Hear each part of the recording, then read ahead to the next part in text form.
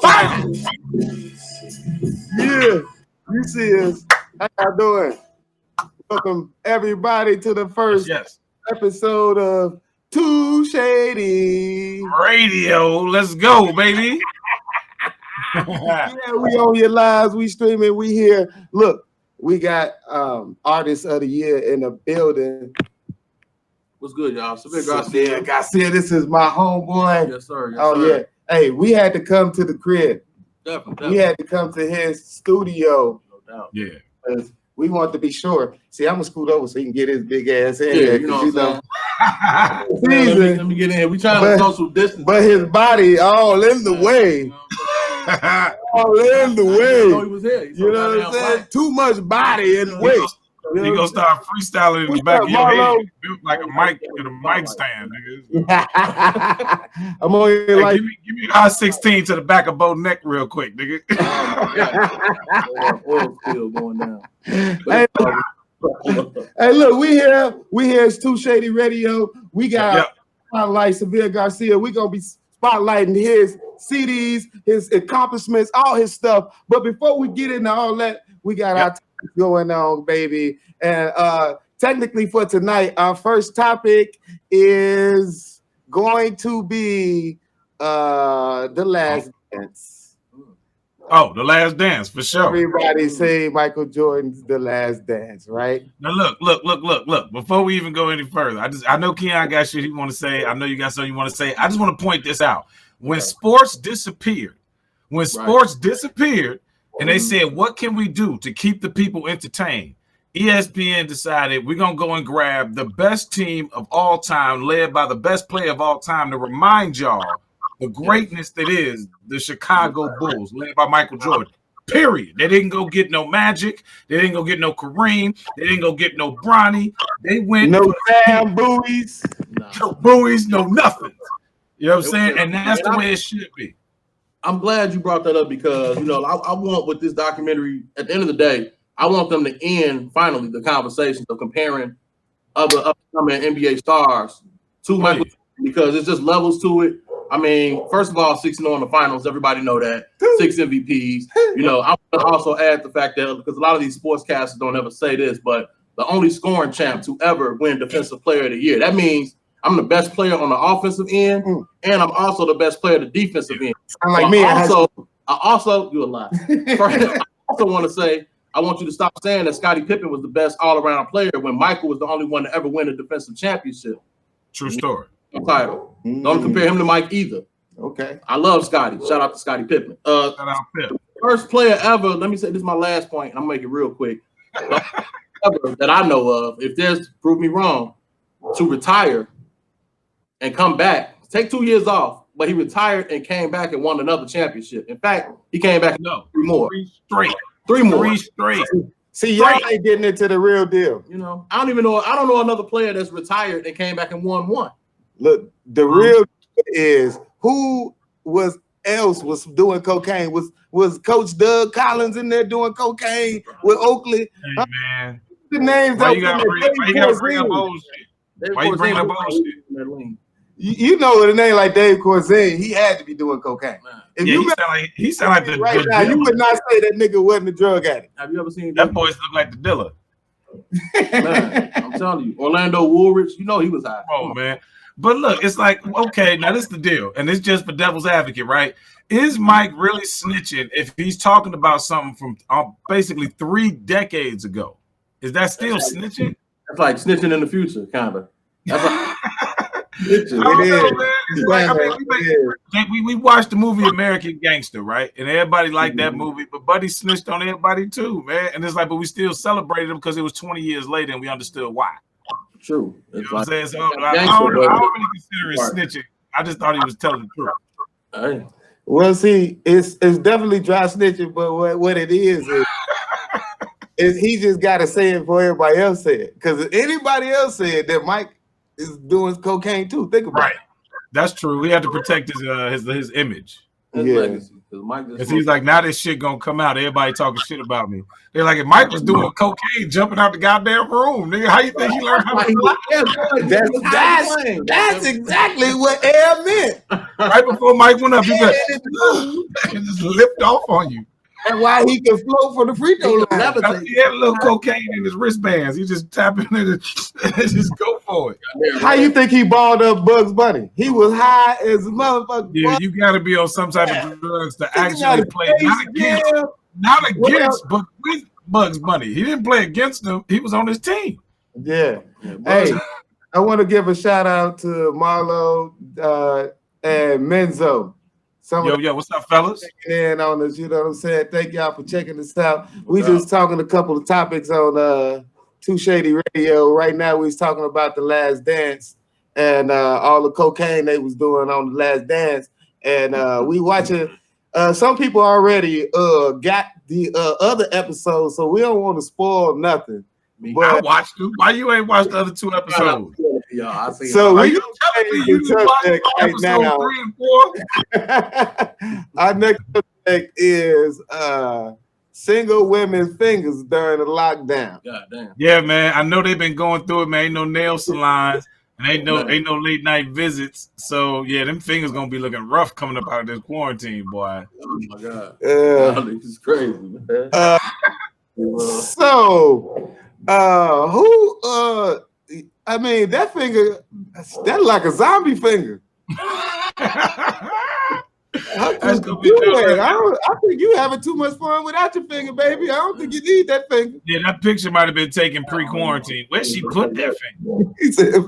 That looked like she put the powder on her finger for all the Bulls players that Jordan was talking about. It looked like that finger got deep fried, then they put flour on it. Hey, it's gonna be a bunch of deep fried fingers after this quarantine.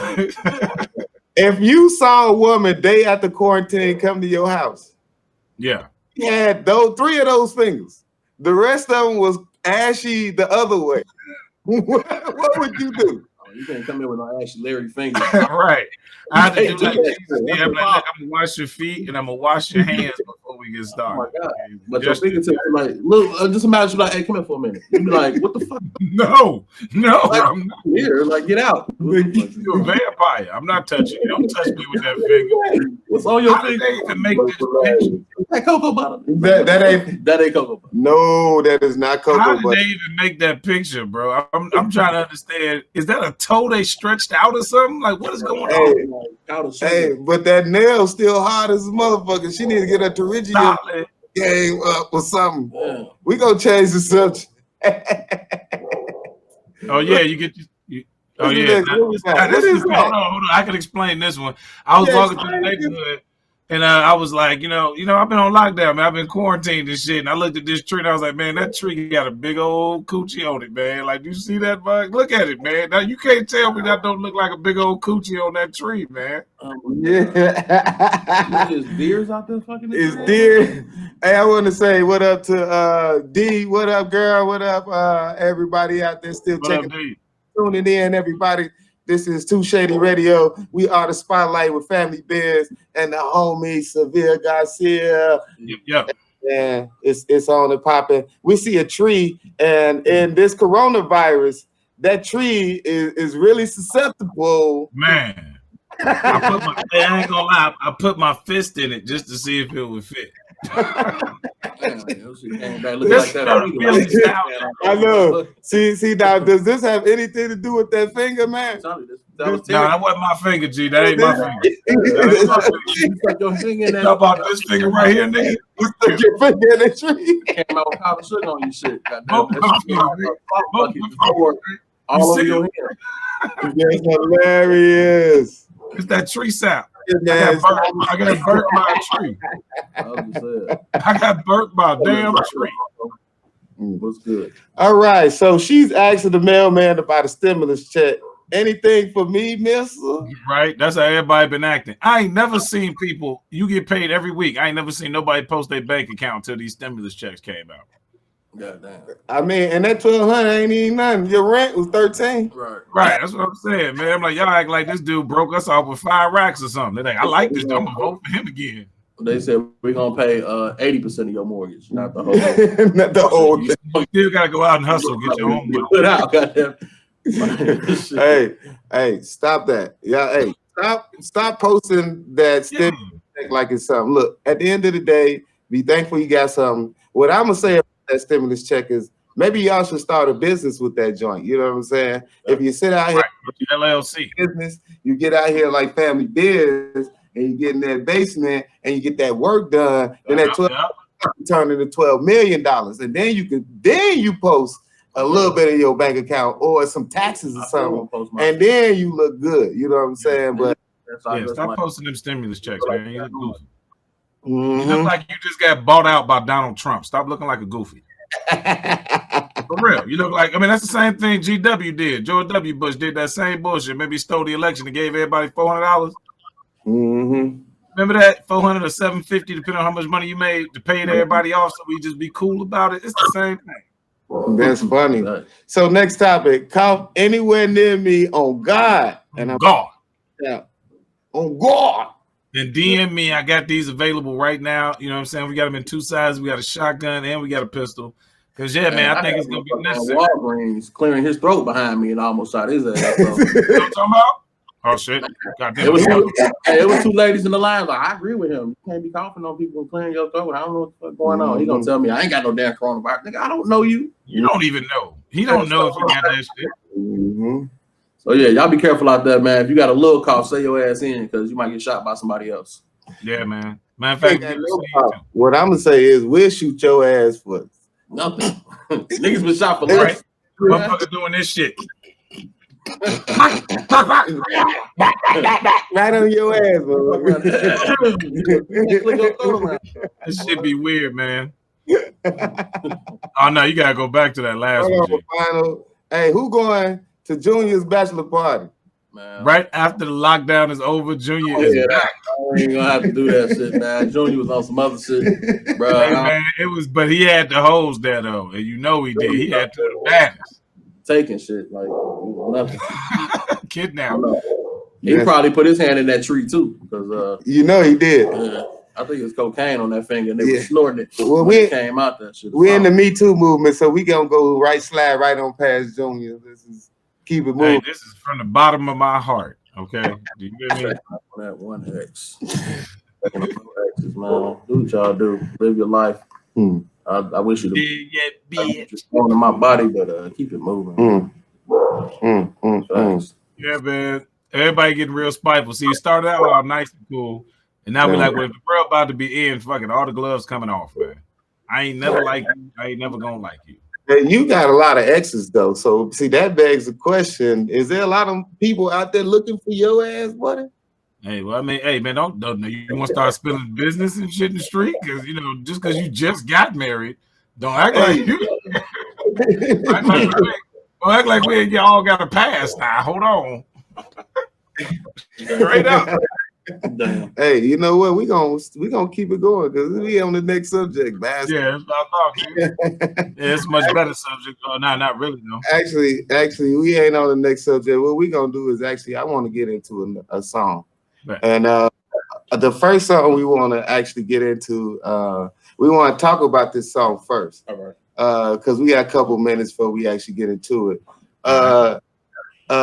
Terry, you requested this song first. Yeah, I wanted to hear this one first, bro. You knew the power in this song.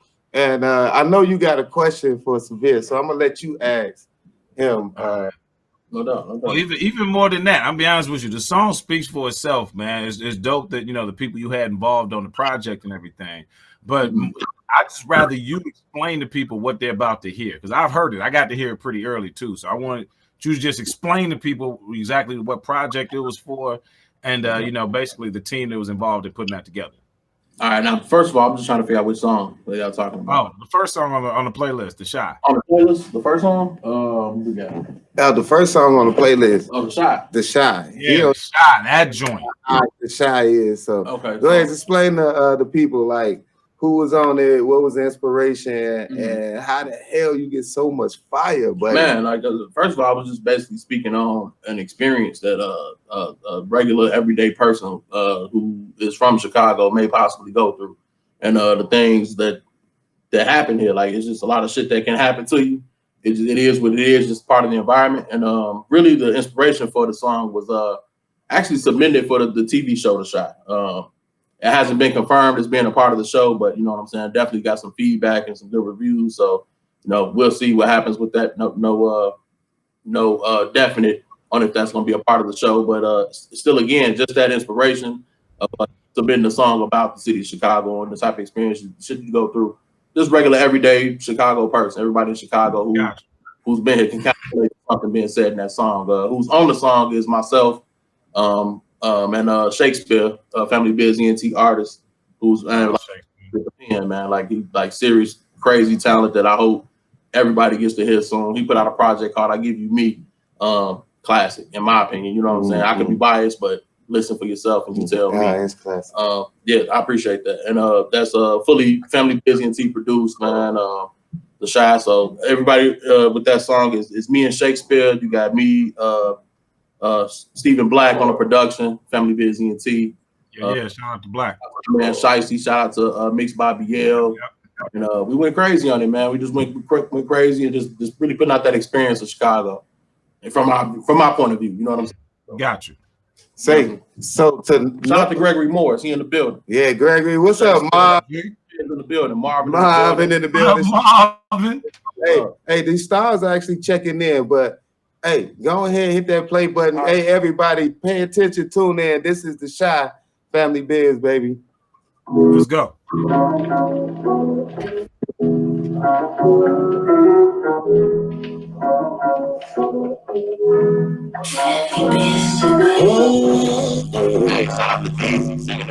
Shout out to Deezy singing it. Oh boy, crazy. When they say they cold, gotta keep the heat, so don't get caught like a fire in the streets. Keep your eyes open even when you sleep, or you can end up 6 feet deep. See my mind, the devil works hard to destroy lives. On the south side, that's the west side. On any side, you can lose your life. As a youngin' in the Shine, you got a few options. Believe the streets, watch and proceed with caution. Hit the streets, be prepared for these problems, cause you might not be going, but those who want to watch. Yeah. If you don't know it's your basketball, then pray that you grow 6 feet tall. Niggas that hit you with the pick and roll, snitching on the prize, I call it give and go. No zone, you gotta run man to man. Depending on another will fuck up your plans, and that's a promise. This advice for your day to day. You post up, you'll get hit with the fadeaway. Hand checks, then you face a double team. Hope you got some real niggas that'll set a screen. You need luck. And one, this market you can end before you reach 21. The way they say they cold, gotta keep the heat, so don't get caught like in the streets. Keep your eyes open even when you sleep, or you can end up 6 feet deep. See my mind, not a lifeline. The devil works hard to destroy lives. On the south side, that's the west side. You can lose your life. Cry for my city, walking a dead. But you don't wanna run in the street all for the love life. Don't take you never ride, know what's on the other side. You don't wanna die. Go ahead, D. I gotta make a way, I gotta make a way. It's too much on the line, I can't take a break. We make mistakes, but that's part of the growth. It's all about how you respond when you're back on the ropes. I'd rather my mother have to see my face in the court than have to stand face to face with my corpse. A few options they presented to us. If we wanted, we had to take it, they ain't give it to us.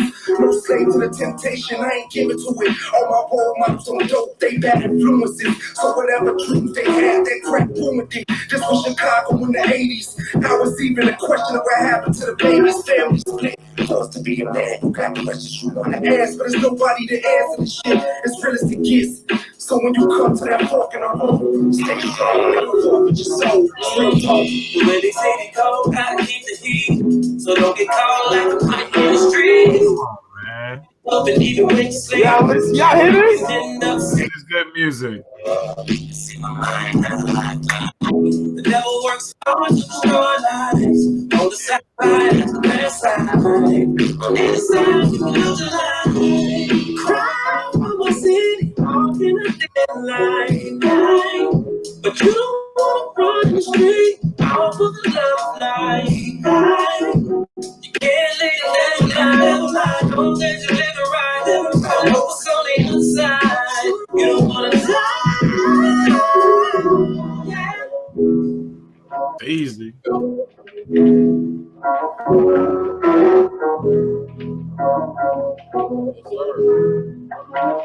Hey, That heat right there, man. That's what I'm talking about, man. Yeah.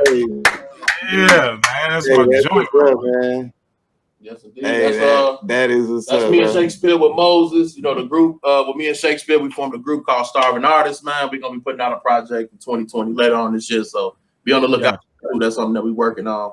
Also look out for another solo project from Shakespeare. I don't want to get the name of the title, it's untitled at the point, but Shakespeare dropping a project this year.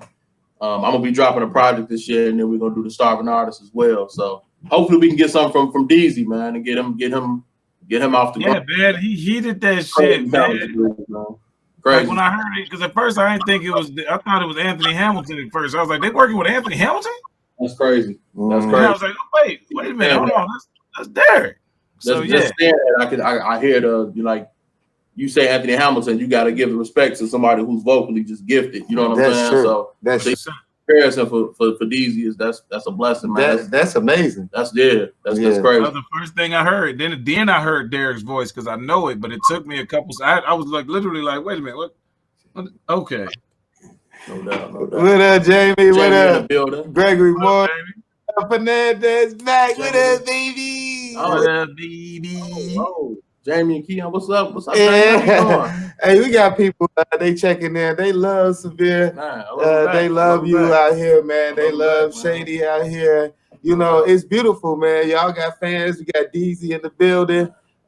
He's singing on the track. Man, that track was called The Shy. If y'all love that, man, y'all go to Family Biz ENT. Y'all probably download a few of them. Y'all probably can buy a few of them. I'm sure he'll say y'all whatever you want, baby. Right. Follow us, let us know, man. Keep in check with us because we're gonna be putting material out like a lot this year. So we definitely gonna try to flood the market with a bunch of free content, and then you know what I'm saying, some stuff you might have to purchase, but it's all gonna be worth it, man. We trying to really spread it out this year. 2020 that year, man. Yeah. Still gotta stay in motion. That's what I mean. Yeah, like even though we got this little pause, man, you got to stay in motion, and like you always in motion ever since I known you. This ain't no time to stop. This might be a time to regroup, but not a time to stop. I don't even know how to stop, man. Like I gotta keep going. So that's not even a part of my DNA, man. I just gotta keep going. I'll be in the background, and you might not. Damn, I ain't seen Keon in years, but trust, I've been back at working. Like it's 100. That still, you know what I'm saying? Yeah, we already know. Yeah, I know y'all know, but so everybody definitely else know. So everybody else know, right? Yeah, I never sat still. So that's just part of my DNA, man. So often you have to buy equipment and be off equipment. I know normally we try to make this a entertainment show, but actually, you know, I kind of want to get into this because it's important that your fans and your people know that the adversity and the struggle and how hard it is. And this man could have given up, y'all. Like let's seriously set the stage for what truly happened. If you worked on anything your whole life and it all just went away with the flick of, remember that. You know, I mean, every little bit of it. I mean, anything, any remnants of everything you worked on. This is like, say your house caught on fire and everything in your life was in there. That's kind of what happened to Severe. And I was there, and it just I thought it would break him because it was his life, and he sat there. And I don't know what he was thinking, but whatever he thought made him say, fuck it. I'm going to pull my ass up and get this together. Can you please just talk to these people for a second? Yeah, man. Imagine this. And tell them about it just for 1 second. So, shout out to my boy Mix by BL, who live in North Carolina. That's the engineer for Family Biz. And what happened was, man, I went to go visit him. I went to take a trip out to North Carolina, check him out, his environment, everything, so how he was doing.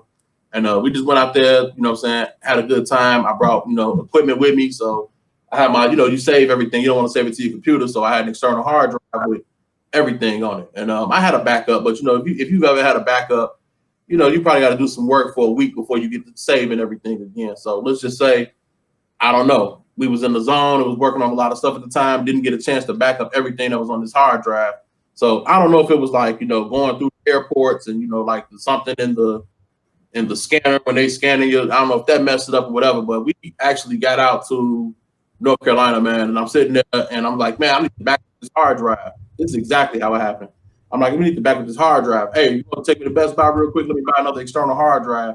I literally went to Best Buy, bought another external hard drive to back up everything on this particular hard drive that I had. And as I'm taking it out of the box, my man hooked it up, the external hard drive with everything on it, hooked it up to his computer, and his computer shut off. I don't know what happened. It just shut off. And then when he cut the computer back on, the hard drive was empty, man. It's like, when I say your life's work, I mean, like, let's just say this was, I could be wrong with these dates, but let's just say this was 2018. Well, let's say 2017. So everything from 2017 before was gone. So anything from, and let's say I started maybe 2001. So anything from 2001 to 2017 is just completely erased. Like you just never did it. You know what I'm saying? So that was tough, man. Just dealing with that, like losing everything and just having to I really had to sit down for like 2-3 months and just rest up. Like I know what I'm about to do. Like I immediately knew I was going to get back to it.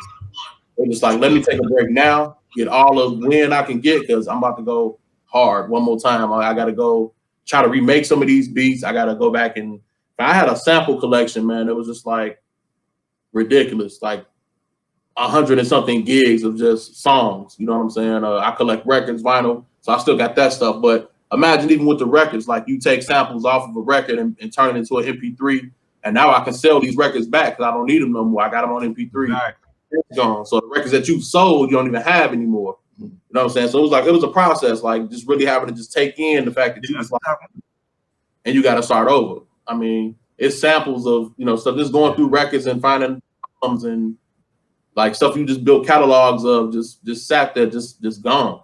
Like if they say, yeah, you made this beat, let me see the session, let me see the proof that you made this beat. Right, it's gone. Stuff like that, like stuff that, like, you know what I'm saying, like, because we all know, like, I mean, in this industry, you got thieves, you got people that'll take material and put it out there like it was theirs before you, and you might have did it for them, and you got the proof sitting right there. But until your name can be mentioned with these producers, you just sitting there like they don't even know that this came from me. And then now you get to that point where you can point that out, but really you can't, because you don't have the proof anymore. That shit's just gone. So it's just like, it is what it is. I never went out there and tried, even when producers was taking tracks from us and redoing their own versions. I just left it alone, man. I was like, I'm not one beat deep. It's not one. It is what it is. Y'all can have that, because I'm making 5 more today. And then, you know what I'm saying? That's exactly what you did. Like I sat there and watched you rebuild your catalog. You know what I'm saying? From that moment. Had to. I mean, you can give up, but shit, you put too much time and effort into it. And this is my life. Like, this is what I chose to do.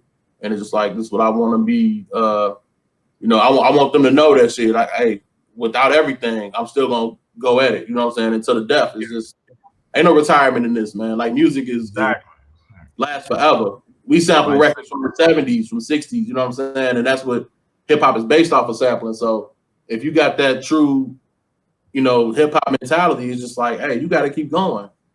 Stevie Wonder's still making songs. I want him to make songs until he's no longer breathing. Like, you know what I'm saying?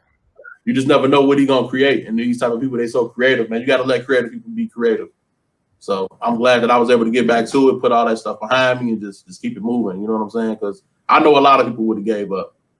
Right. But it never, never, not once. It's crazy too, because I remember, but I don't know if Bo remember this or not, man. But the first day I met Jazzy Faye, you might even remember this, Keon, because you part of that story too.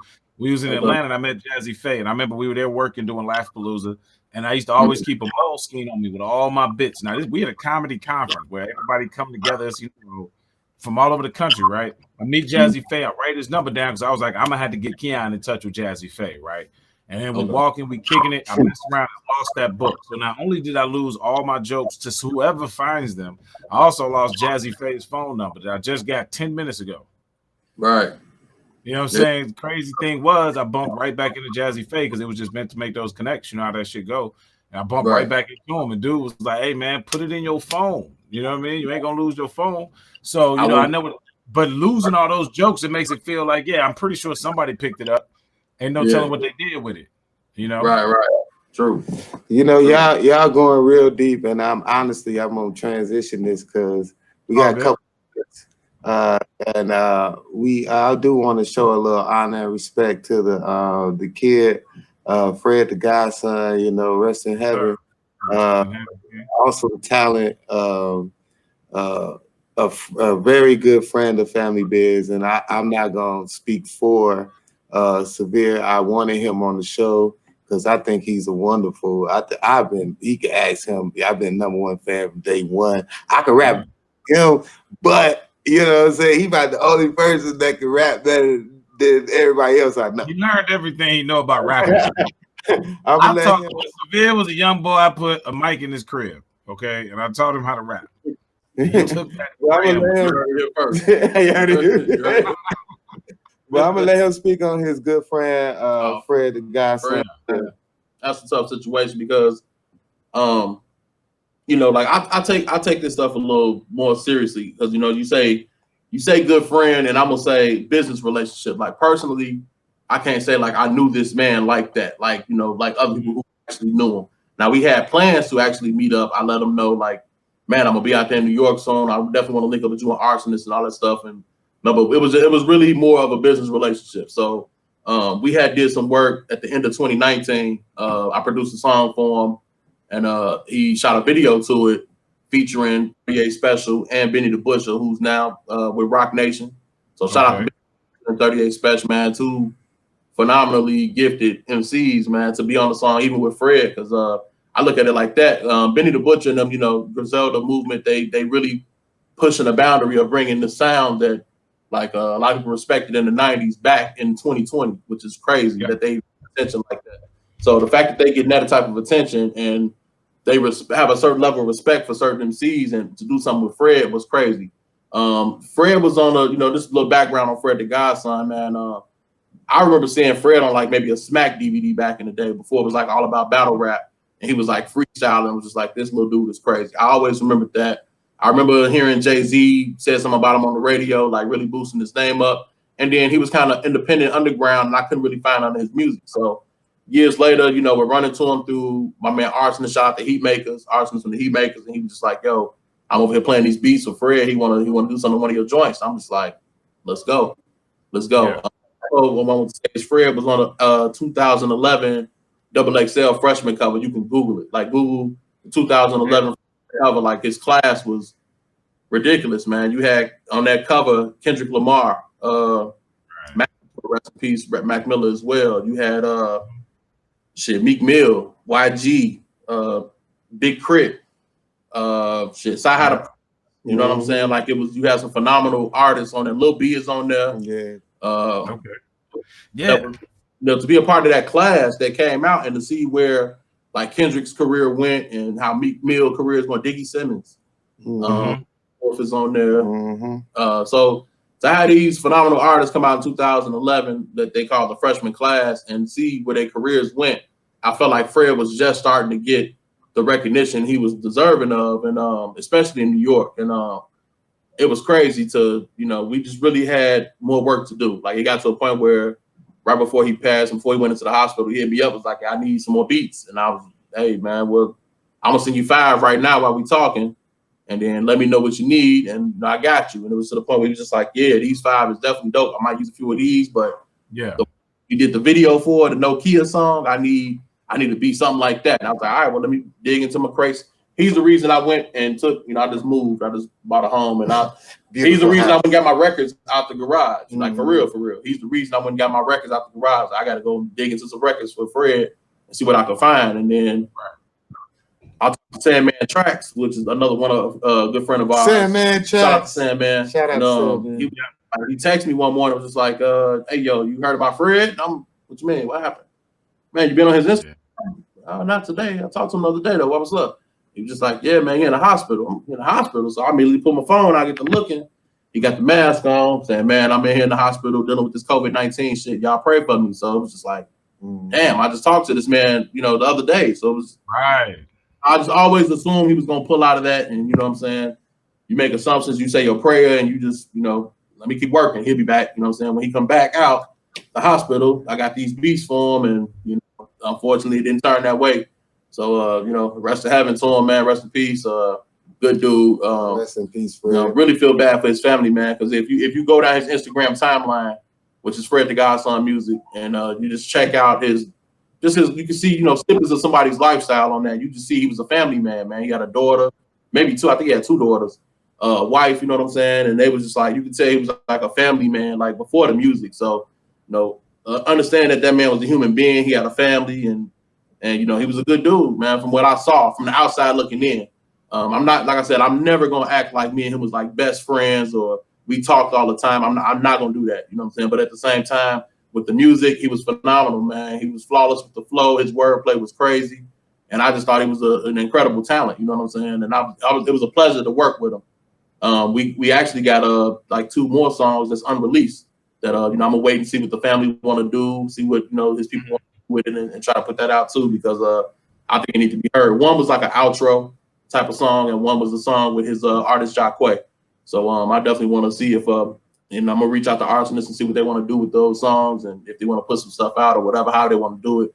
I just don't want to out there and put it without the permission from them, but. I think especially in New York, they need to hear, his stuff. You know what I'm saying? Hear the rest of his material and, take it from there. So, man, rest in peace to Fred the God. Pleasure working with him. And, I wish we could have did more. Yeah. But it was dope that you got an opportunity to work with him, man. And then on one of the last tracks that he even released, that was your, that was your music. That was you, right? Well, no, actually, because like I said, he put out that project, God Level, project that I produced a song for. The song was called Nokia. The album or mixtape, I don't know, was God Level in 2019. He had just put out or mixtape, I don't know, album mixtape this year, like 2 weeks before he went into the hospital. Okay. I can't know offhand. I don't know the title of it, but I think that was entirely produced by the Heatmaker. So that was the last that he had just put out some new music like 2 weeks ago before he went into the hospital. So that was the last. We definitely worked on some stuff in 2019. They shot the video. It's on YouTube. You can YouTube Fred the Godson Nokia. And it's a video for it. So, you know what I'm saying? Yeah, definitely. Featuring 38 Benny the Butcher. Definitely. Boom. That's what's up, man. So, hey, this show is flying through, and it's a lot of people giving respect. Rest in peace, Fred. It's hard when an artist is at his prime and has to go. And unfortunately, it's happened to most of the greatest, which almost scared me with that body you got, because I could have known. Yeah. That's a lot of exposure. That double XL cover under there. Luckily, they had the light bulb and they had a triple XL cover when he on that. And that's tar. So, you know what I'm saying? The way that works is, he got his oil changed before he jumped on the camera. You can see the shine on his forehead. So, you know what I'm saying? And the long headline. But, you know what I'm saying? You know what I'm saying? But we do got another song coming.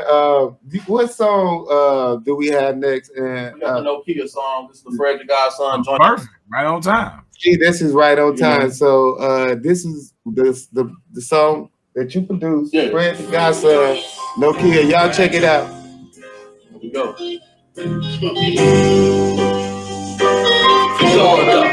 move that yay often. Me and my 3 niggas step with 444s, cop charges with jaywalking. Trying to avoid a gray coffin. Jack gray and black passe Jack. We bought a K off. Voluntary assignment, cause we gave it to him anyway. Voluntary consignment. Now he's sitting in solitary confinement. He ain't an actress with Tyler Perry. Be grinding and the telly with a perfect promise. Hands off in Buffalo like Jim Kelly and Herman Thomas. I need a couple, y'all. If it ain't special Benny, then I don't fuck with y'all. We had to hustle, y'all, right? So much weight in the Benz foreign, it turned into a muscle car. Caliber handle over the buckle, y'all. 99-cent store, nigga, don't make me go with y'all. New iPhone up, how they made it. If I spoke to you, it was on a Nokia. That was my favorite. Yeah. That was my favorite.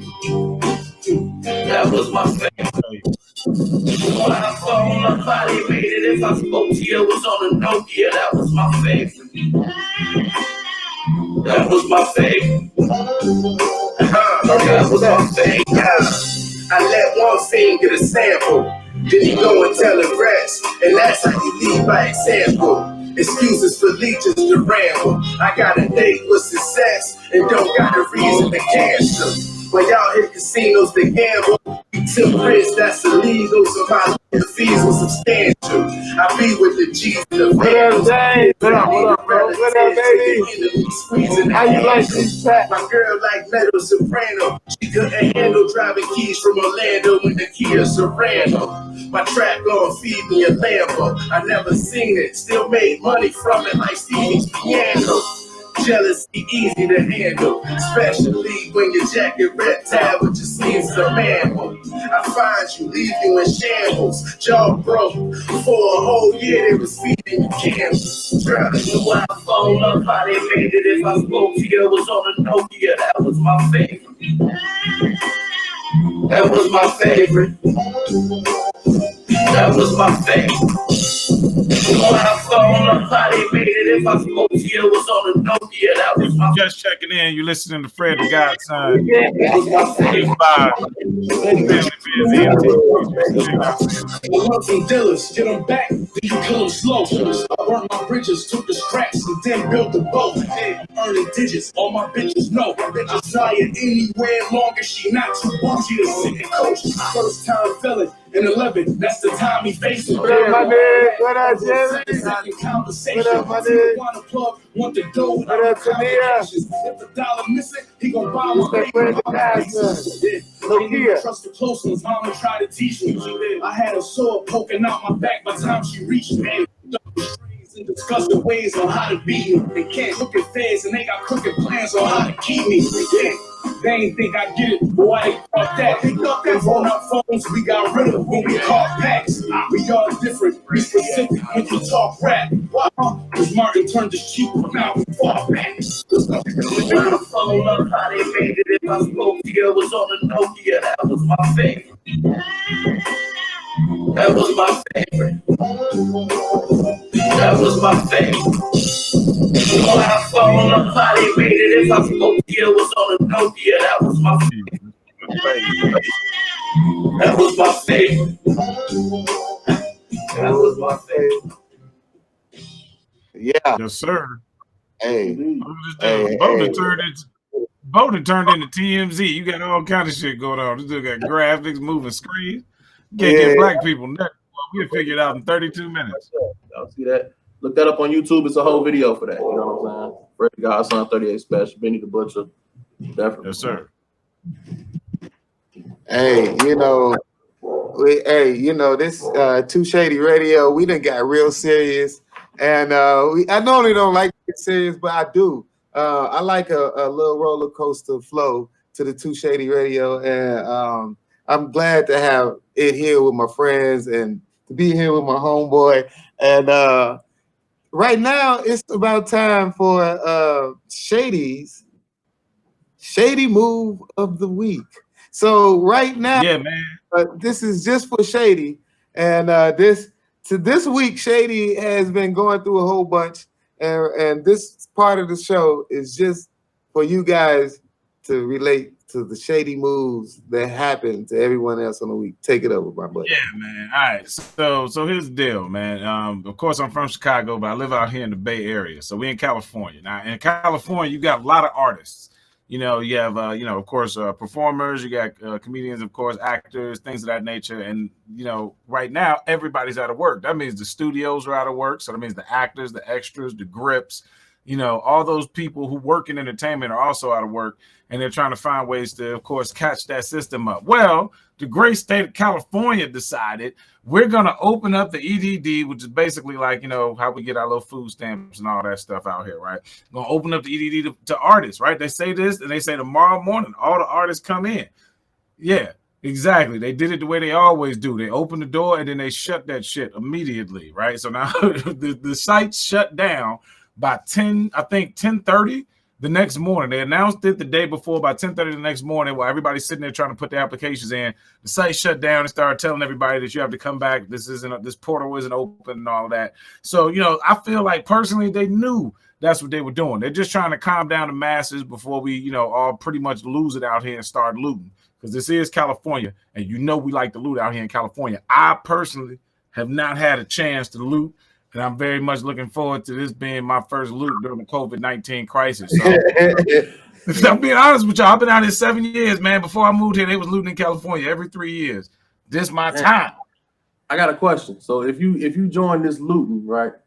What's the first thing you going to grab? Yeah. Hey, you know what, though? This shows you what type of person I am, right? I'm going to get a new MacBook Pro, definitely. And I'm going to get a camera, too. I'm going to the camera store off top. HD cards, cameras, you know what I'm saying? I know exactly which ones I'm going to. I got to get my equipment up, maybe get a Steadicam mount or something. You know, I'm going straight for the electronics, though, off top.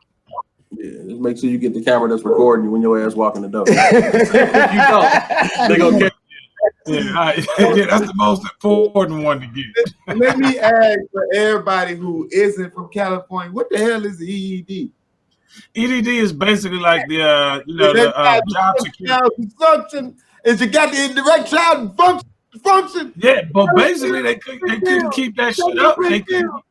They couldn't keep it up for more than 24 hours. So maybe it is like erectile dysfunction. Shit, that's a good comparison.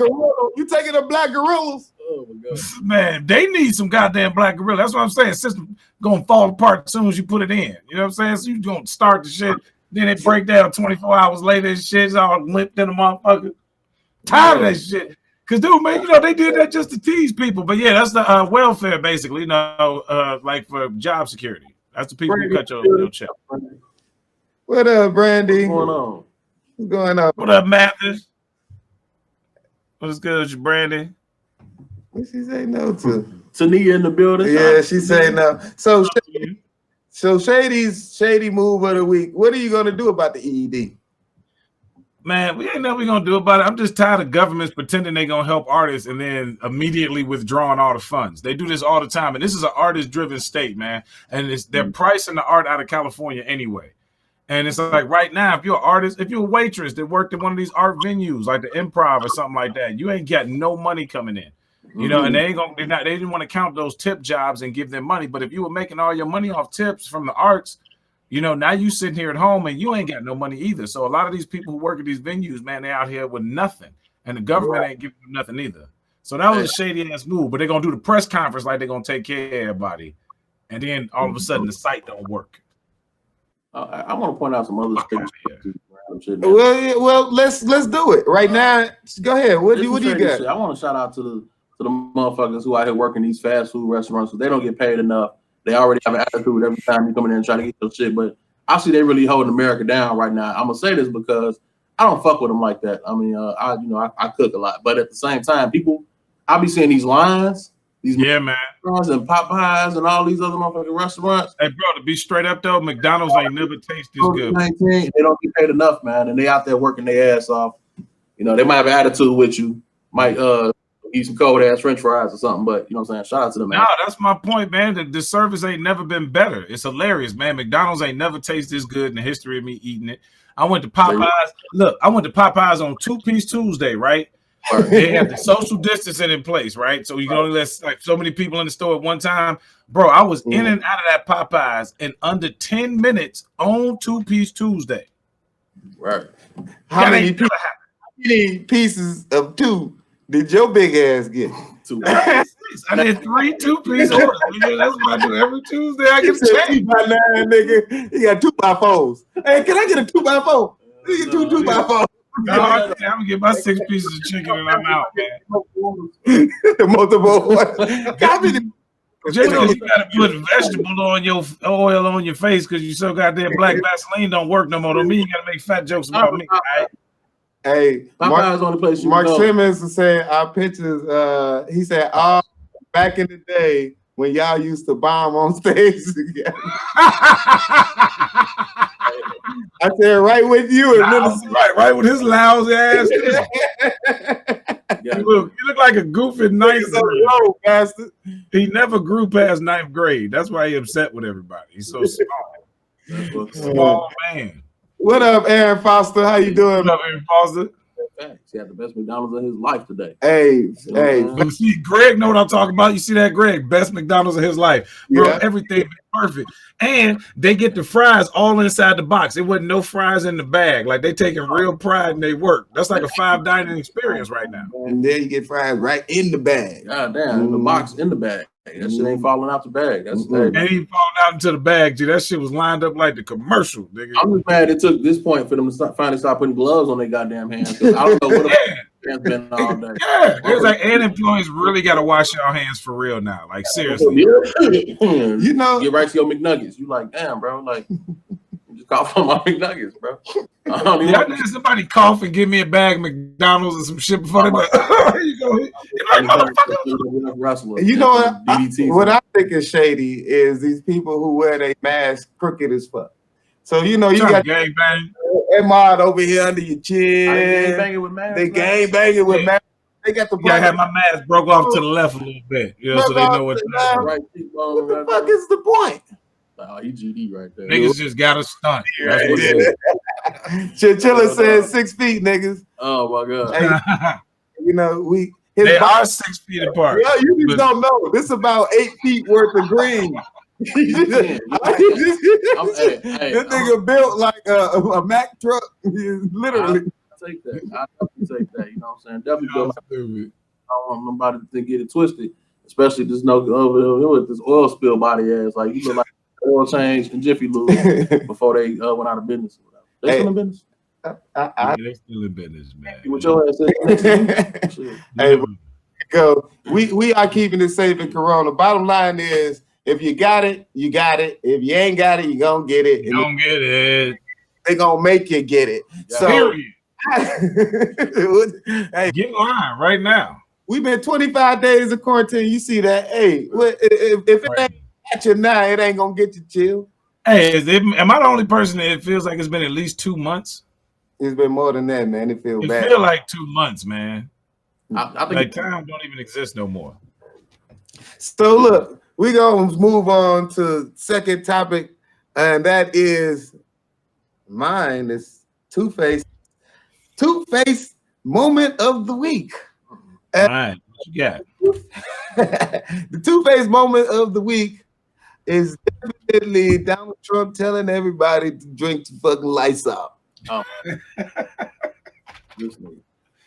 He didn't say Lysol specifically because Randy Perm probably gonna come in here. Me and Randy be going at it. Bro, me and Randy Perm be going over. Hey, I remember Randy, Black Republican. I remember Randy. Yeah, and he gonna post, y'all, come on, stop it. Y'all know he was just joking. I said, this is a real fucked up time to be making jokes about drinking Lysol, President. You know what I'm saying? Yeah. See, I don't mind it because what he gonna do is that his 63 million, the idiots, are gonna actually drink the Lysol. You know, none of us who actually ain't gonna vote for him gonna do it anyway. So he actually ruined his own voting. What do you call that, people? Listen, his constituents, whatever the fuck you want to call them. Yeah, whatever. He's messing them up. I've been saying this since he got elected. I've never seen a president try to get fired more than this current president. Like, he's done everything he can to get out of this job, and they will not fire him. You know, he's trying to build a wall that don't make no sense. Fucking messing with the Chinese people. Now we got this goddamn virus. If he wouldn't have been poking the goddamn Chinese beehive, maybe we wouldn't have this goddamn virus. Trying to shut down relations with China and all of that. It got weird, man. He's done everything to get fired. Why don't we just let this man go home, okay, before we mess this world up anymore? That's how I feel about it. Yeah. I mean, that's kind of how I feel about it too, you know. But He already orange as fuck. Like, just let him be. What? His skin tone is orange. Like, let that man be. Oh yeah. it's your Yeah, let that boy. man You know? skin breed, man. Same color as Orange Let Julius. his skin breathe. Peel it, Yeah, is he the same color as Orange Julius, nigga? Remember Orange Julius? That man tracks his work there. Oh, matter of fact, Greg Proops called him Orange Julius Caesar. That shit was hilarious, bro. That nigga hate being president. Man. That's what Chill said. Right. Hey, you know what? I'm gonna Yeah, bring. you want to go back to fucking bitches like everybody else and doing dumb shit and getting beaten rape cases and shit. Moving into the White House was a downgrade for him. He's like, man, I don't understand. Yeah, You he know, want Air Force One. We don't like to talk politics because we don't even understand it. So These aren't politics. This is just goofy shit that we have to deal with. These ain't politics. That's the definition. This ain't got nothing to do with what the hell the electoral college got to do with a whole other country. Figuring out what you lying about is my job. Like, I know you lying. You a politician? Oh yeah, you lying. Okay, so what is you lying about? Pretty much. Yeah, that's it. well, all politicians lie, and we all know this. So if Joe Biden get in, he gonna lie too. Yeah. Thanks. So hey, all we need to do is get money. Like I said, take your stimulus check and start business. So throwback picture. Throwback picture of the day. Throwback picture of the day. Let's see if Shady remembers this. Oh, damn. You into the archives on that one. Throwback picture of the day. Wow. Yeah, Lab Zone Comedy Club. You know, there's a lot of things that that we have done. You know, there's people always talk mess and they say, you know, you failed at something. And one, you taught me this, Terry. You say, if I'm a fail at trying. And That's right. and you taught me that, and then you started that club. So what's the next venture, and how do you, in your mind, top what you have done, or do you even try? Do you just keep it going? Yeah, for a second I did though. That's funny. That's funny you put it like that, because for a second it was about trying to figure out the next thing to do to top the last thing I did. But that's, I think, the wrong way to look at it. It's a collaborative body of work that you put together. You know, so when people look at what you've done and they look back at your life, what was your contribution to society? My contribution to society has been entertainment as long as I can remember. You know, whether it be me on stage, me creating the stage, me doing social media content now, even, you know, all these things are my whole contribution. So the next thing for me right now is Heavyweight Exotics, which is the YouTube channel. We got to finish my first season, which was 22 episodes. And I'm really excited about doing the second season. And we had some good stuff lined up. So for me right now, I think it's just moving into a lot more of my other passions, because comedy has taken a lot of my time and is always going to be a part of my life. But you know, I'm a real car enthusiast too. So I like the cars on a real deep level. So having a car channel was something I always wanted as well. So yeah, it's basically getting up to this second season of Heavyweight Exotics on YouTube and continuing and just rock these stages all over the country, man. That's what I'm on. Yeah, it's a beautiful thing, man. I just wanted to throw that out there. He didn't know. That was a good one, man. I remember taking that picture, man. After they put the temp signs up, I was like, damn, man, that's crazy. Because it was in your brain. I remember Derek, the brother Moses, that was singing on the song. We were sitting in front of the zone, and he said, we was just sitting there, you know, chilling, smoking like we do. And he said, bro, that's crazy. That came out of your brain. Like, I remember you sitting down and talking with us and saying, we're going to do this. I'm going to shape it like this. And then now we got people walking into that business. And that's something that you just thought of. One day this was a thought, and now it's already sitting right in front of us, literally brick and mortar. Exactly. Yeah, you know, so that's just a blessing, man. I've been blessed to do a few. That was some inspirational stuff to see, like somebody actually saying, "I'm gonna do something," and then they actually go and do it. And that's, you know, I pride myself on it, that I surround myself with people that are doers. You know what I'm saying? Like you can talk about an idea all day until you just go out there and do it. Like, so, man, up to you and just doing what you said you was gonna do, and really, you know what I'm saying, living that. So. Yeah, that was definitely dope. I remember coming in there when the walls were still being built. You're like, man. Yeah, fuck all that. You like this? Yeah, bring that toilet up there. Put everybody to work. Drywall upstairs. Bring the drywall up there. The plywood right there. I got to show you some upstairs. Help me carry this pallet up the stairs. Right. I'm gonna show you something. Working for free, slave wage. Yeah. Hey, man, you know, that's the way it be sometimes. I mean, honestly, that's a venture that I want to get back into as well. I mean, I don't think that's the last club that I'll open. You know, that was a great education in scaling a business. And that's what a lot of people didn't see as well. Like, you know, it's about growing from whatever you've done before. So I've now grown a business from a piece of paper, and that was not an established building. That was a brand new building. So we're talking about doing the plumbing, doing the electrical, doing the heat and air conditioning, you know, literally planning that out with an architect and my other engineers to bring that to fruition. And the building is still there today. Even though it's not a comedy club, it's still being used as a performance venue, you know, in a club. So, you know, if you stripped the which your mind as well.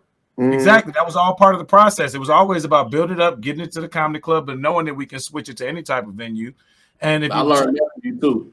You gotta have more than one way out, baby. Idea. Sometimes you gotta keep that shit to yourself. If you fuck around and say it's the wrong person, they got the money to do that shit and get it done. Yeah. And I was there when he said it to do like what he should do. It was supposed to be like a pizzeria or something like that. Yeah, it was supposed to be a pizzeria. He said it to me like he really did this shit that Terry just told him to do. Like you told him about it. Yeah, you told you. Yeah, it was crazy. I didn't know anything. I was just flying by the seat of my pants, but it's like he understood that I had vision. So yeah, I built that whole corner. If you really want to be specific about it, you know what I mean. Adriana was influenced by the zone. It wasn't the other way around, and it took over because they went, you know, into a different direction. But I mean, that place was that would have been nothing like it ended up being if we didn't meet. I'm not gonna get into the whole story, but that man, I sat there and watched this man give that man the whole idea for Adriana's. Pretty much. Yeah. Everything he did came from Terry mouth. I was sitting there like, damn, Terry. But you learn.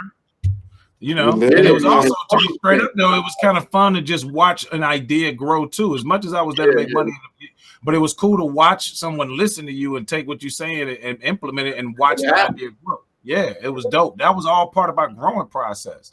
You know, next project I'd be a little smarter. The project after that I'd be smarter than the previous one. So yeah, man, I learned more than I learned so much just in that one little 3-year span. Man, I learned a whole lifetime of shit.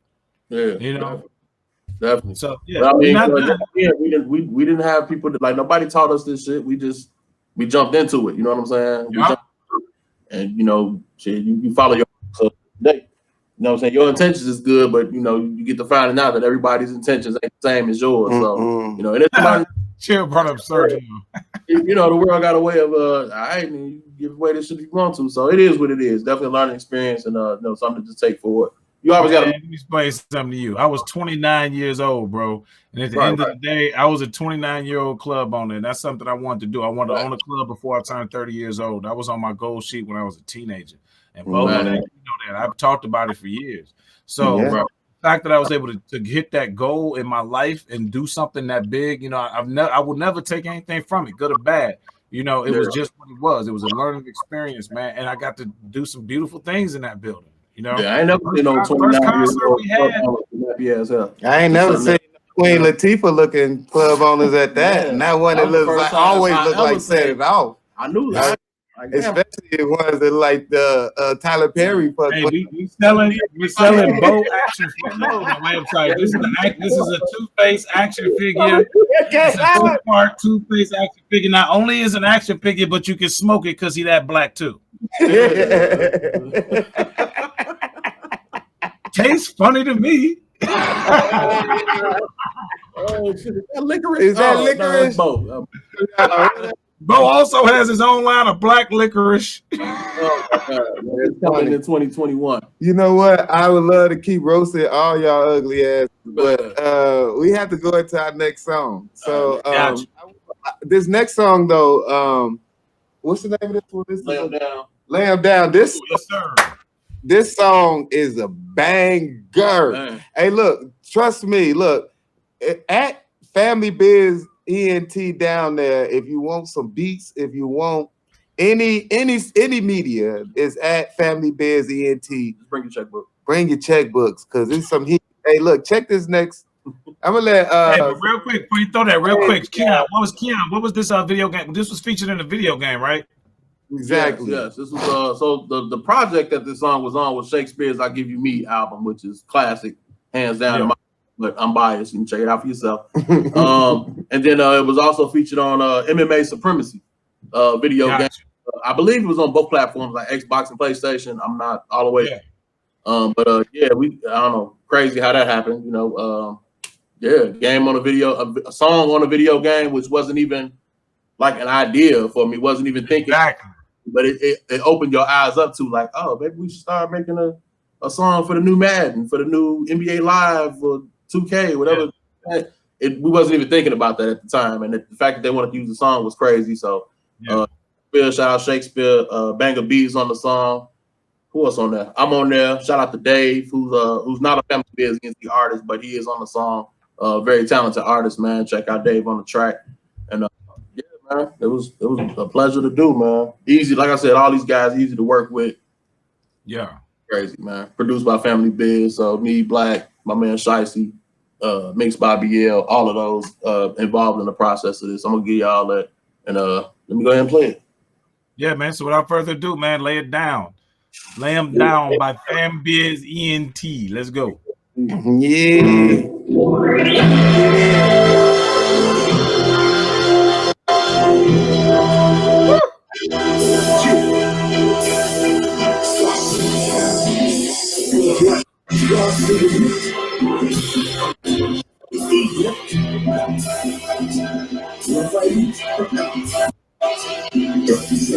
So I started realizing I'm not the same demon. He had a lot of shit to say, watching me screaming. Facing the roast speed, but after the first round, I bet he questioned himself, why am I here? 5-minute rounds, spin up like a whole year. 365 out of day for the week years. Get misused, you get cold, I flip through. And ridicule these dudes, what's up in jiu-jitsu? Blood ooze, you leaving weak in the skin room. Sparking the fuse within them, and them crowd rules. They bitch, place bets for you to lose. So you next doubt me, be sure. I'm the win all out, the options are for you. To either tap out or get what it's due to do. Before they black out, gotta miss the show. Successful knockout, enjoy the tender to the view. You're not so far away from the ride. Yeah, it's how motherfucker. It's all these slow. Cross that line. Take money in the holiday. Lay down. In the holiday. Lay down. In the holiday. Down. You gotta lay them down. I'm never backing down. You looking at a king, but you ain't even got a bow. Keep the hang on. It's a good home. Yeah, I pay a lot of attention on bullshit on house. Yeah. Can't you see? I'm a big time. Fuck with me.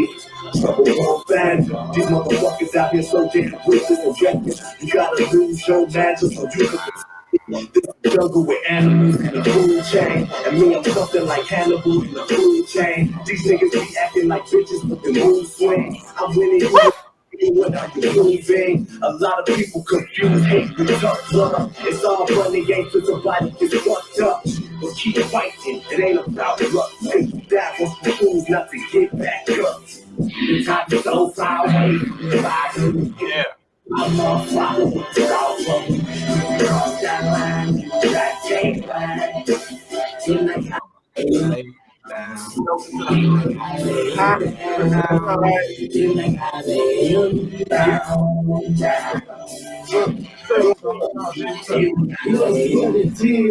Once you thought the young was a great life, I turned your daydreams into your bright light. My right is granite, damn it, I mean granite. Granted, I'm left-handed, but both of them shits is sledgehammer.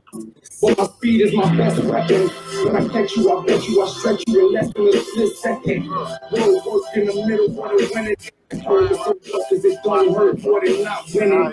Foolish guys, you're foolish guy. That you think if the moon side is true as mine, nigga, that's suicide. Yeah. It's truck with a combo. It's kidney shots, I have you pissing through a funnel. Bump your head, has you on speaker through a promo. Chicago goons pull up out of Carlos. That's the Southside bullshit that I'm on. My push roll, my cup full, I'm in my zone. The top is so far away. I'm not following it all. Cross that line, that take line.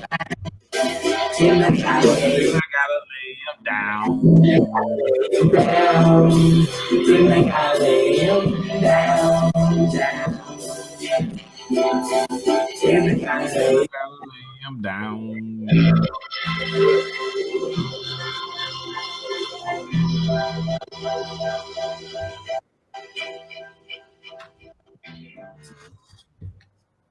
Man, Yes, sir. beautiful track, man. It's, that was hot. Chill said he need a copy of that joint. Hey, Chill said he need a copy of that joint. See, hey, I got Whoa, bro, did you just pull out the MGD comedy search hat? That's throwback right there. yeah, you know what I'm saying? Hey, I'm just trying to show you, you know what I'm saying? Look, this is about the time of the show where we talk about road stories. Gotcha. Yeah, man. And look, maybe we could do more than one because I think we got a story with Keon in it, at least one or two. I know we got a bunch of. We can tell as many road stories as you want. We've been on the air for 70 minutes now, so we probably got another 20. Gotcha. So 20 more minutes of road stories. I know we got them. So I want you to kind of start because I know you got a bunch of stuff.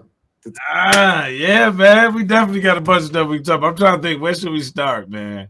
Because I know this is the first show, so I want to say something for later too, man. But no, it's all good. Do you?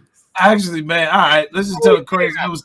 It was kind of funny, but it was like kind of also tragic, man. Remember when we went down to where it was me, you, Damon Williams, Marlon Mitchell. We was going down to do a show in Macon, Georgia. Okay. Remember that? Macon, Georgia. Yes, I do remember. I thought we was going to Atlanta. I thought we was going to Atlanta too. Damon was at the front. He was driving. We following Damon. Me too. Damon. I was talking to Severe. No, you got wait staff over there. He was like, "Yes, I'd like to have a Pellegrino as well." I would like to have some of that. May I have some more, sir? Right. No, but I do remember that trip because Damon was like, "Yeah, we going to Atlanta," and we had been going back and forth to Atlanta at that point, right? Maybe yeah, we've been back and forth, so it made sense. So we thought, like, yeah, we finna kill in Atlanta, and then we driving. And we in the car with Marlon. Remember, Marlon called Damon. He said, "Hey, man, your foot hanging out the front grill of the car, man. We don't even know where we going. You driving fast." That wasn't even. That was a whole nother road trip. With them two? Yeah, that was a whole nother road trip. That was that trip with Damon. We were in like what he told us was a theater, but it was a banquet hall. Yeah, it was. Oh wow! Hey, it's a lot of stuff I can't talk about. You see, Chill said Freaknik. You know what I'm saying? Let me bring the Freaknik right now. But no, now look, the reason I brought the story up though was because remember we went to go stop to get something to eat. Now we in Macon, Georgia, and we went to the store. I mean, to a little diner. We found a diner, right? We walk in, and that was the first time in my entire life that we walked in. Me walking into a restaurant, I heard everybody's forks hit the plate. Oh yeah. Yeah, we walked into the most racist diner of all time. And then back then, I was the type of ignorant mug that always quote. Exactly. So I'm looking for the most ignorant statement to say, and I'm like, "Hey, can I get one of these nigga pies?" They looked at us like, right. They was like, "This is not funny." Now the crazy part was the lady didn't even come over and say, "Can I like you want a seat?" Another. She said, "Can I help you?" Like she was scared for us. Like, do you know where you are? So get the fuck out of here, right? Like, do you understand? This is not venture. You cannot sit here, you Negro, and just chill. This venture. Is remarkable. Damn, venture. Remember that shit? Venture, hey man, damn, that's some fat boy shit for me, man. Venture, diner, so my mama can go shop and I can go eat at the diner, man. Get one of them grilled cheeses or something like that. Remember motherfucking Stoney? Man, you talking about when Stoney used to jump? Yeah, just riding down Stoney, baby. Stoney sitting in the Gold Blast parking lot, just man. Toe up. Just Freaknik in Indiana. Enjoying life, just being outside in the summertime. True. Hey, all right, now look. Hey, Faith, now I want to ask you this though. What do you think was the most epic roast session that we was a part of? I want to see if you feel like it's the same one. I mean, like the most epic circle of comedians roasting. What would you think was the most epic one? Out of the circle of comedians roasting, the most epic one. Honestly, you know, look, I think it was me, you, D-Ray, and Tyler Craig. And it might have, or I don't know if D-Ray was there, but maybe it was Double D, Tyler Craig, me, you, and what's his name? Are you talking about that time you made Tyler come back up from downstairs? When K-Dub, I know exactly what you're talking about.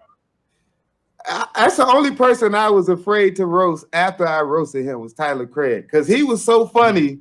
And he like, you know how like you don't like somebody don't quit. I don't quit. I don't give a shit. Me and this thick neck motherfucker, this speaker back, Andre 3000 speaker box. We'll roast all day. See that speaker back there? That's the same skin. And that's his body. So my skin on his body is right back. Flashing light in his face. Flashing lights. See that shine on that forehead? What up, Sherelle? How you doing? Hey, look. What up, Sherelle? The artist right there. Look. This Hey man, we want you on the show too, P. Sherelle. We definitely need you on the show selling your books. You know what I'm saying? We want to put you on. Pika, what up, baby? How you doing? SweetTreats.com. Yeah, Sweet Treats. Hey, anybody, if you own, put whatever your business is, and we will promote it. We could put a little line at the bottom. Throw it in the comments. Throw whatever business you got in the comments. All day, every day. Oh, all right, now, Bo, see, I think you're leaving out one roast session. To me, the most epic roast session we was ever a part of was on the set of Roll Bounce. Oh, yeah. Remember that? Because it was me, you, Lil Rel, I think Wildcat was with us, Lil Rel, Brandon T. Jackson. Oh yeah, Bow Wow was fucking there. Bow Wow was in this roast session. Bow Wow was part of that roast. That was a good one. And then, who else? Buddy from Wild 'N Out. You said Brandon T. Jackson and Brandon T. Jackson, but yeah, you had Spanky Hayes in that one. Man. Then by the end we pulled in what's Buddy? What that? I'm blanking on his name. Dude who made Wild 'N Out, Nick Cannon. We had Nick Cannon. As a matter of fact, Nick Cannon was editing Wild 'N Out's first season while we was on set that year. You know, we walked onto that set. Straight up gangster that set, bro. That set. Like Roll Bounce. We picked up our homeboy Spanky. Shout out to Spanky Hayes. Spanky from the airport. And we like, what's going on, Spank? He like, man, take me to this shot. We like the shot. I'm shooting some little shit. So he's like, cool. He was like, man, we ain't even dressed. He like, just come with us. Right. So we walk in. He like, that's Two-Face and Shady. Y'all know them. And we like, yeah, we Two-Face and Shady. You know us. Y'all know us. They was like, okay, cool, go to that way. Now they sent us to the extras trailer. But for some reason, me and Shady turned that big boy trailers. Yeah, we saw the big trailer. We need to be over there. We walked right with Spanky to the trailer. Yep. First person we saw was Megan Good. Oh my God. Megan Good, man. I love Megan Good. And then we saw some steak. So we was like, Megan, you good, but that steak looked a lot better. Right, man. We ate for free. We wasn't even really in the movie. We just got a credit. I didn't know Terry the one that told me about the steak. I was looking at Megan Good at. That's right. Hey, look, when I was on my first movie set, D-Ray always told me, always go to craft services, no matter what. You got to, bro. It's part of the check. It's part of the check. You're going to have to get lunch and dinner, man. So you always go to craft service. They made a steak and shrimp. Like a T-bone. Look at that. He got the teeth from the bone on his nose. Damn. You charbroiled Negro. I'm sick of this shit, all right? You look like gyro meat, okay? I'm tired of it. You the same texture as gyro meat. You know that hot dog when you barbecue and they fall in the grill and get in the fire a little bit, then that's you. You want them burnt hot dogs at the picnic. I'm tired of your shit. You got a little charcoal on your side. You got motherfucker. You got a problem with my apples, motherfucker? Pick your own apples, goddamn it.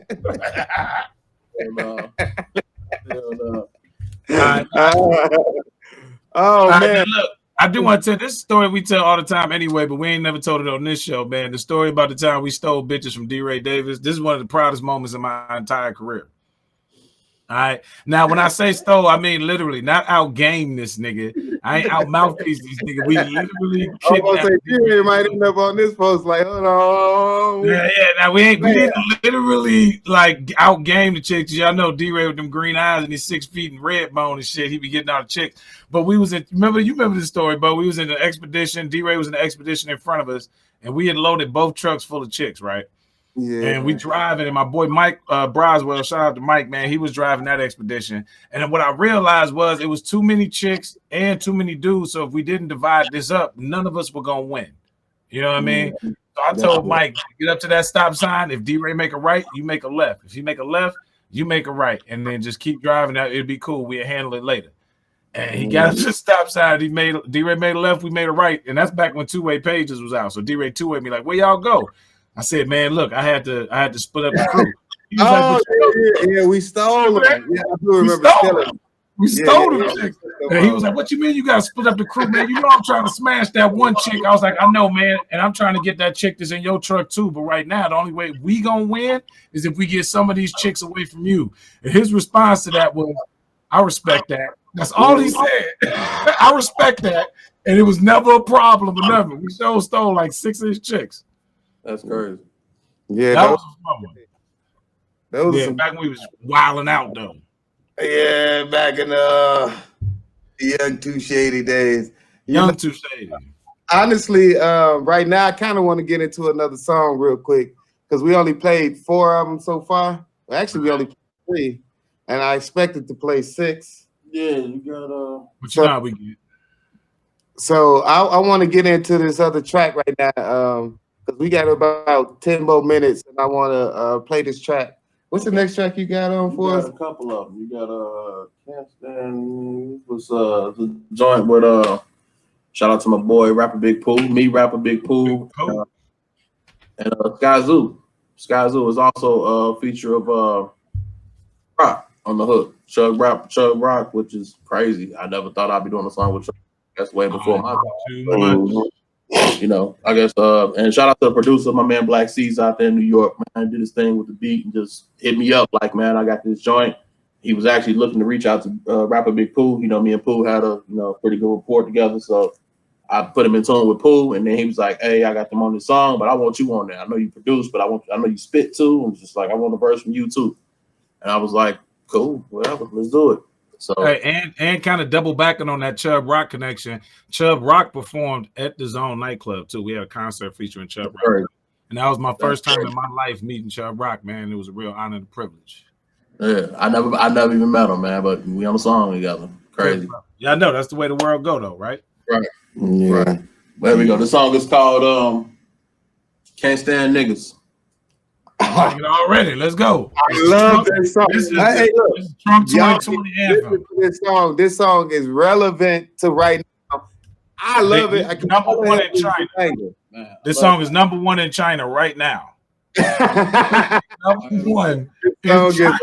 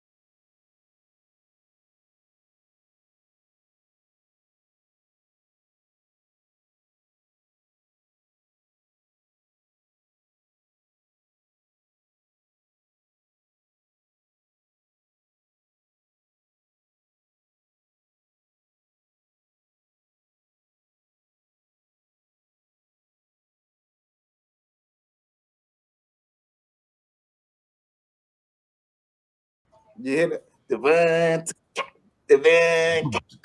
Fade out. Hey man, I love black Once people. again, trending #1 in China off the album Straight Out of Wuhan.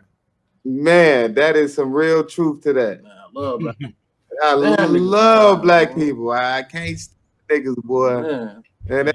Even though I'm a nigga, I still can't stand niggas too. They get on my nerves because I'm one of them niggas. I be getting on people's nerves too. Said I'm a black people. I'm a black people. I'm a black people and I'm a nigga. I'm a dual citizen. All of us. He all of us in one. Yeah, he is. He is all of every race.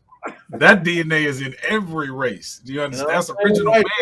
Teeth, maybe. You Hey. have some. Hey, at least they white. Hey, yellow teeth.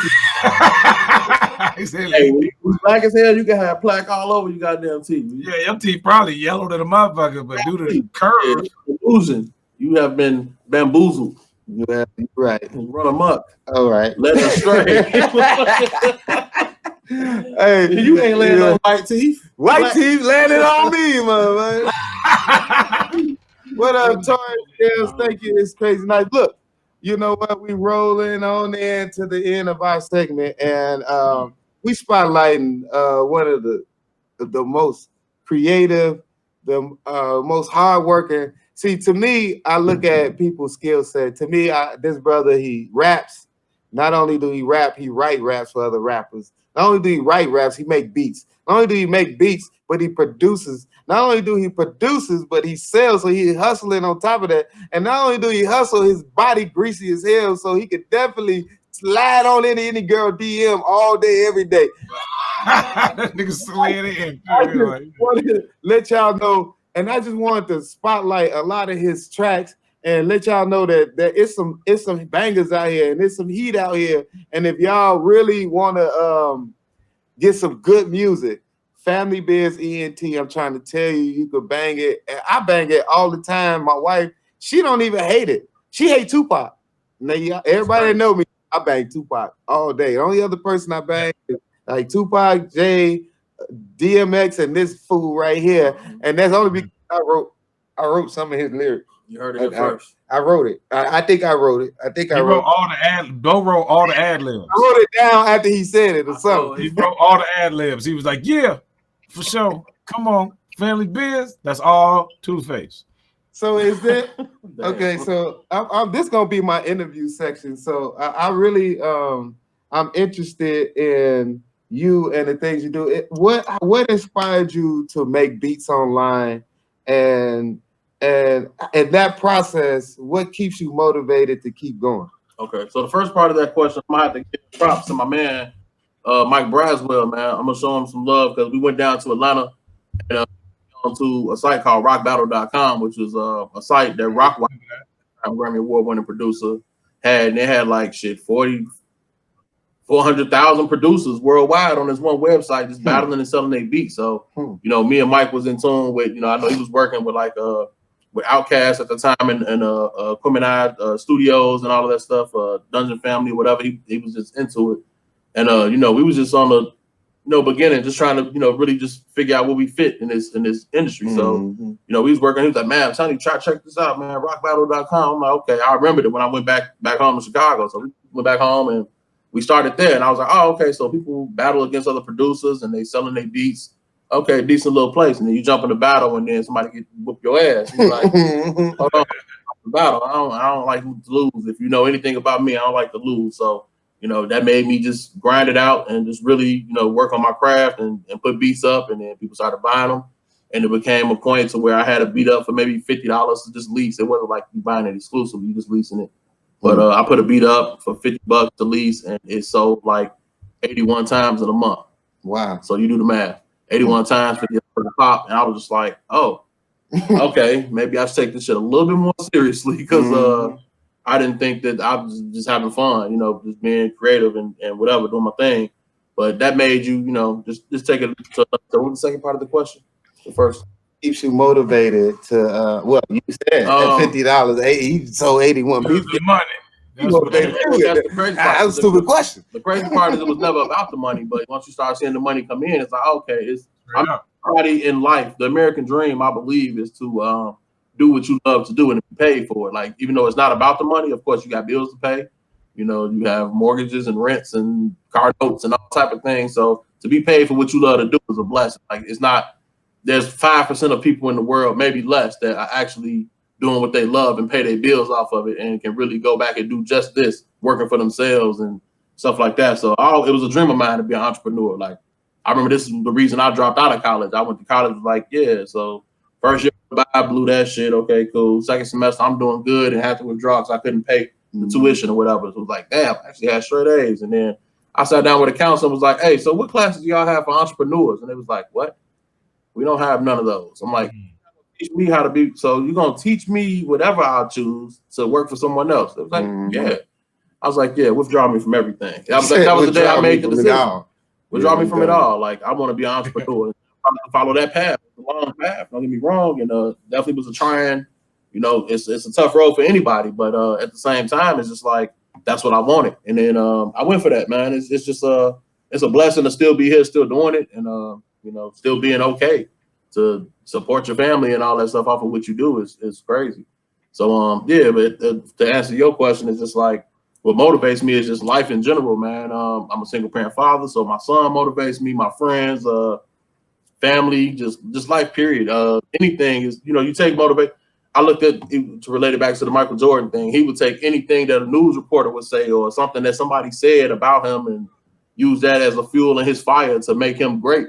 And it's the same thing. Like I'm one of them people. Like I take the smallest thing somebody might say, or just focus on the negative and turn it into a positive, or you know, just staying positive. I surround myself with positive people, but at the same time, I'm motivated by everything. Everything that y'all doing motivate me.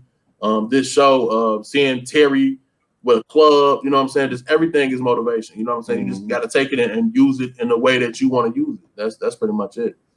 You know, I appreciate that. And what you saying brought me to a point that we had made earlier about well I was saying earlier about when you are godlike, you do like God do, and God use everything to his advantage. People think that the devil don't work for God. You got it fucking twisted, bro. You know, God knew who the devil was and when he was gonna do it and what he doing, and he probably using him as a gatekeeper, a bouncer for you dummies. Say, hey, I bet you can't get past the devil. You know what I'm saying? Right. Use it all, and that's what he's basically telling you people.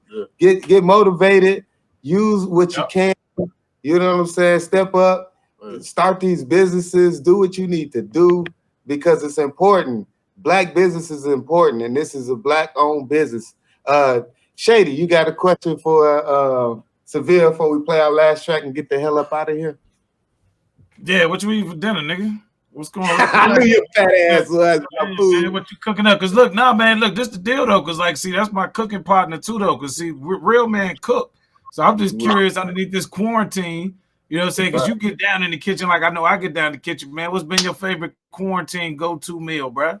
Man, the funny thing is, and this is crazy, it's gonna seem crazy to you, but I just tried this little vegan dish. I was just telling you about it. That I've been on. It's like a vegan skillet, man. I'm actually thinking about. I know it's like it might get smashed as soon as we get off here. Like it's crazy, man. It's really just like potatoes, spinach, and mushrooms, and you know what I'm saying, some peppers in there. It's good, man. It's tasty. Of course you get your filling from your potatoes and all that. No meat in it, but it's good, man. So I actually might just get into that as soon as we get off of here. So I really didn't get a chance to sit nothing out and take it out the freezer to thaw out to cook. So for the night. But when he first told me he ate, I said, who was this vegan you ate? Yo, like, what's her name? And that's from the first nigga who's more dark skinned than his beard. You know what I'm saying? I have to make sure.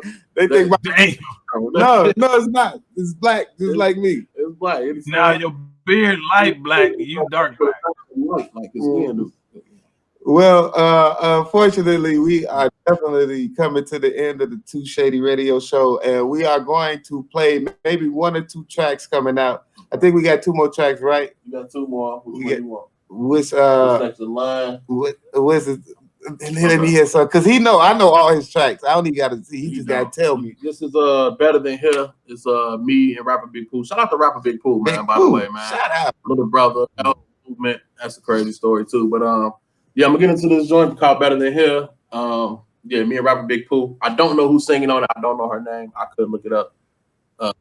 Yeah, no, sorry. I don't know her name. But yeah, Better Than Here. Rapper Big Pooh and myself. Yeah, check this track out, y'all. We finna bang this out, and then we're gonna give some shout outs and some promotions, and then play one more track, and we'll be out of here. So just so y'all know, stick with us. Stay tuned. Yeah, we almost out. Stick with us. Listen to this banging track. I'm trying to tell you, it's hot. No man is an island, so how can I succeed? Though look, we still arriving. The music ain't reviving. Reality is struggle with surviving. No pain, no pain, so I guess it's worthwhile. Then niggas still wildin'. Remember fights when we was freestyling? I'm sick of with the bars. I'm on Mars when I'm rhyming. Precise with the timing. See it in my grind, man. I get off the block and out the box before the man. Put a lid on the lid. Take a plan, lick the coke from my post tongue and feel the cocaine. So how can I explain the pain of rising from the bottom of the food chain? Man, it's inhumane. I'm in the fast lane and I'm never slowing down. Everything that came, the terrain is shot down. When you're a freight train, somebody always trying to cross the track. So I drive right through you. Snakes on the me. How we think.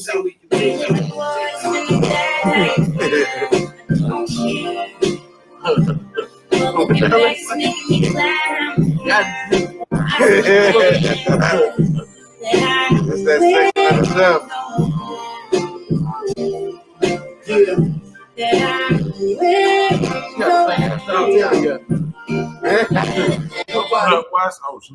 Women on the weather, I'm talking about Carolina. What up, West? West side here. West Jones. What's good with you, bro? Long as you dope, the dope fiends are gonna find you. The past is behind you. Island Beard. When I'm driving, cultivate my talent. This is more than survival. Driving, you following the footsteps. I made many missteps, but dog, I ain't done yet. Just getting started. Once fear has departed, you an archivist, you an artist. Niggas try their hardest to leave you in the rain. I done grew numb and I no longer feel the pain. Been beside the change when we're ready. So I take it steady what the next man eats. Have no bearings on my belly.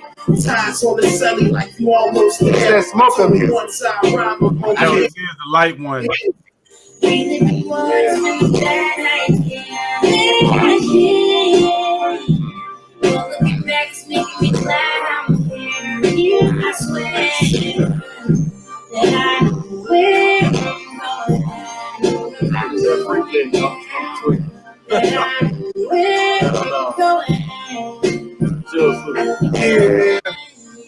Better than her, y'all.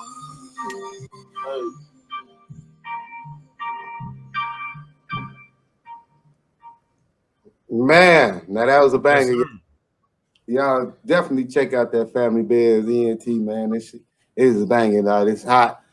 Tu-Shay'De Radio. We got Shady from way in San Jose, California. I'm in Menlo. I'm in Menlo Park, California. San Jose, 30 minutes south of me, though. But yeah, I'm out here in Menlo Park, California. Family out there in San Jose, man. Yeah, we got family. Make you with my cousin out there. If it's a girl, he probably been with your family too. Stop talking that shit. That's the rumors that got people talking shit now. It's a problem. It is a What's up, cousin? Hey, cuz. What this is to get your motherfucking ass back in the motherfucking house section of the show. Yeah. We want to thank our sponsors ourselves. We sponsor Tu-Shay'De, for making this possible.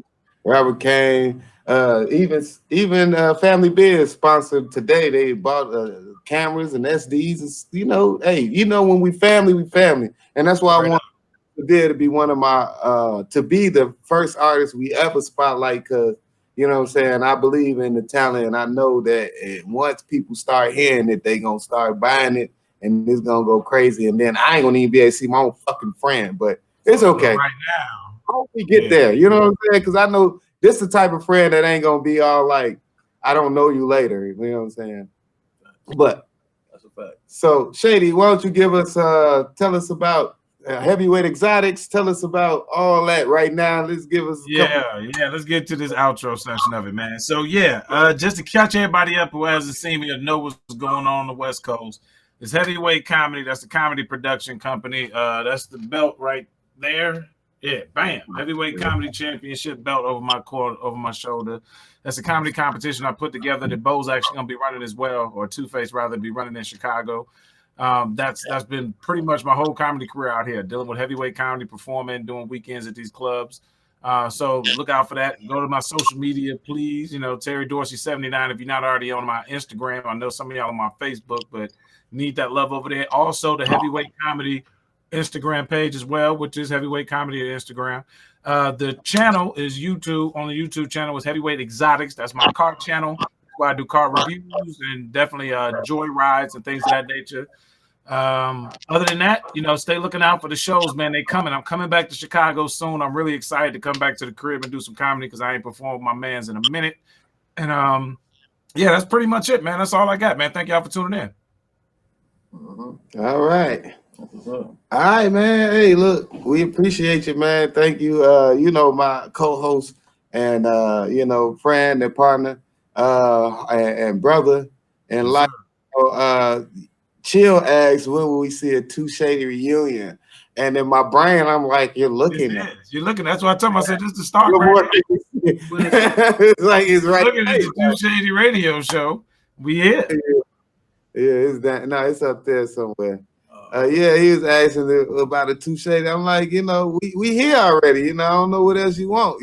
So coming to a stage near you though soon. That's what he's talking about. Coming to a stage on stage. So, secondly, let's promote Family Biz. If you got anything coming up, is there anything out there? What's next? What's next for you? Man, right now you got, like I said, the Fred the Godson, Nokia on YouTube. What's next is Shakespeare working on the new project, Untitled so far. Then you got I'm working on Way to the World that's coming to EP real soon, like July 28th, I believe is the release date, which is my birthday. The world, look out for that. Also, me and Shakespeare will be working on Starving Artists, which is a group project with me and him. So that's what's coming for Family Biz. Other than that, a beat tape we putting out, that will probably be the first thing to come. That probably will come out within the next couple of weeks.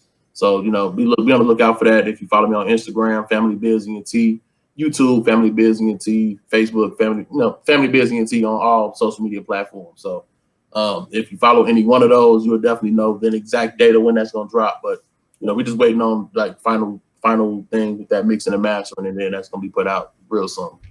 So instrumental, basically a beat instrumental project, and then solo projects from me and Shakespeare, and then a group project. That's pretty much the 2020 timeline. And we're gonna see what happened with these Fred the God songs. We got Fred the God songs that are unreleased. So that's pretty much it for this year. And if anything else, as long as you're in tune with us on social media, you'll know before everybody else do. Simple as that. All right, dope.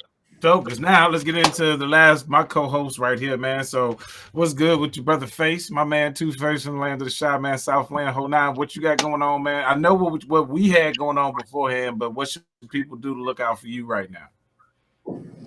Right now, I'm producing and live editing, learning my chops with you and this show. Hopefully we can make this an every week thing, looking to add more artists and more entertainers and more business people and more conversations and everything along with it. We have Robert Kane Radio. Obviously we both crazy, right? Let's keep it real. Obviously, me and you, we some crazy motherfuckers because always have been. We dealing in these two name situations. So I'm Two-Face tonight on Tu-Shay'De Radio, and then I'll be Robert Kane on Robert Kane Radio tomorrow. But we do house tunes music and House Tunes Radio. Shout out to House Tunes Radio. Shout out to House Tunes Radio on housetunes.com. So upload the app, and then tomorrow we playing some banging ass house music, and I think I have Wildcat again. I had Shady last week, which he's coming back. So I'll be on tomorrow too. The show tomorrow, I'm gonna change it up. It's not gonna be as calm as this one today. It's gonna be wild and crazy. So I'm gonna have Wildcat and Shady back. I think I'm gonna have one more surprise comic for everybody to come on in as well. So keep looking out for that. And then oh yeah, I'm selling t-shirts. Hold on.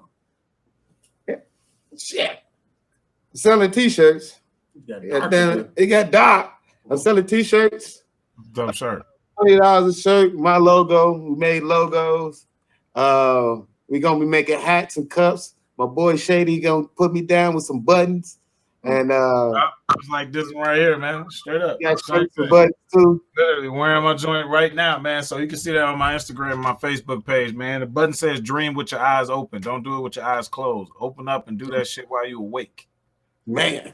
So what we're gonna do is we're gonna start putting our products on these shows and having our Cash App on here so you guys can purchase them and then we'll ship them to you. I don't know if shipping is gonna be free or not, but we'll see what happens in this COVID world. But definitely we on to the next level. We doing business and we moving on strong, right? Yep. Hey, Yep. you know what I'm saying?